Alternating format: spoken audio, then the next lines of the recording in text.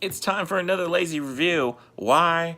Because I'm lazy. This time, it's Teen Titans Go to the Movie. This is a crazy movie experience because I was totally not going to go see this movie, but as many people know, MoviePass is on its last leg, and it was working yesterday, and I thought better go see a movie with MoviePass before it's dead completely.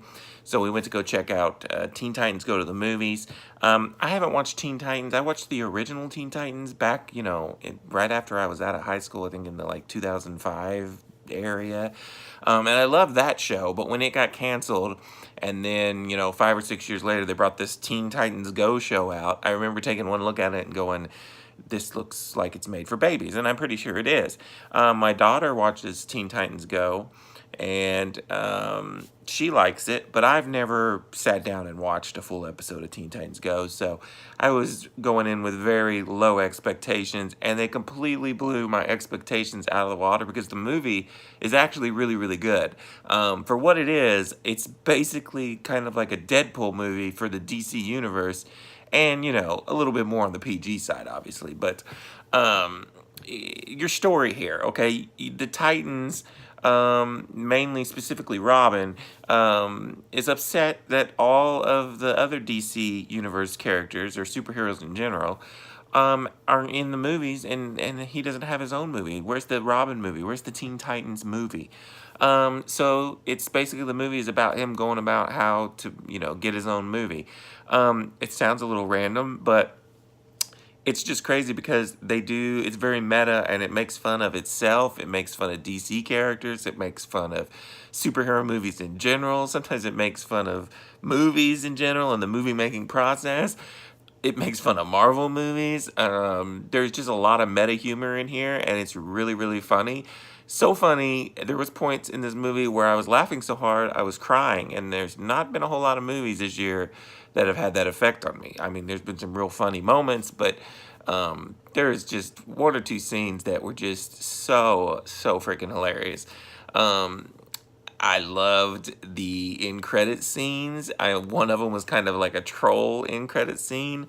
My daughter's 13. I can see it really peeing off some parents, some younger parents, or some parents of younger children. There's an in-credit scene that kind of just like I had to Google it because I was like, what does this mean? And, maybe one day if I do a spoiler video or something, we'll talk about it, but it was crazy in its own way. And mainly it was just really funny and a really good time. It looked good, and I was just completely blown away by how much I liked it. And this is coming from somebody, like I said, who's never watched a single episode of Teen Titans Go. Now, I did love the old Teen Titans, so I do know generally who the Teen Titans are, and it's all the same voice cast, which is cool. So I don't know, maybe people that go into it who aren't big into superhero movies probably wouldn't like it, but if you like the Titans, or or just superhero movies in general, I think you're going to really get a good kick out of this movie. It's not a perfect movie. It's got flaws. The underlying story is very predictable and cliche. It's a story you've seen before of, don't, trust your true friends, and it's okay to be who you are kind of stuff. But, that was just the underlying story, and that was for the kids. It had a lot of humor in there for adults, which was really funny. There's a few times where it was kind of a little slapsticky, and a little goofy, but, there's a whole scene involving poop, and you would think, oh gosh, not more poop jokes, but it's actually one of the funniest scenes of the movie. And it actually has like 4 or 5 musical numbers, which I was not expecting either. And they're actually really good and catchy. So overall, I was just completely blown away by how much I liked the freaking movie. So much so that I would probably will buy this movie on Blu-ray and watch it again. And then it kind of got me excited for the future of where Teen Titans might be going. So crazy, crazy experience seeing this movie. I really enjoyed it. If you're just bored and looking for something to do, you want to use that MoviePass one more time before it goes, to crap, go check out Teen Titans Go to the movies. I'm going to give Teen Titans Go to the movies. Oh, I forgot. This is a Rainy Cage rule. everybody knows, or if you've been on my channel for a long time, the reason I'm called Rainy Cage is because I love rain scenes in movies, and I love Nicolas Cage. He's one of my favorite actors. And I just like how it goes together when I was trying to think of a name for my channel. This movie has both a amazing rain scene, and Nick Cage is the voice of Superman in this movie.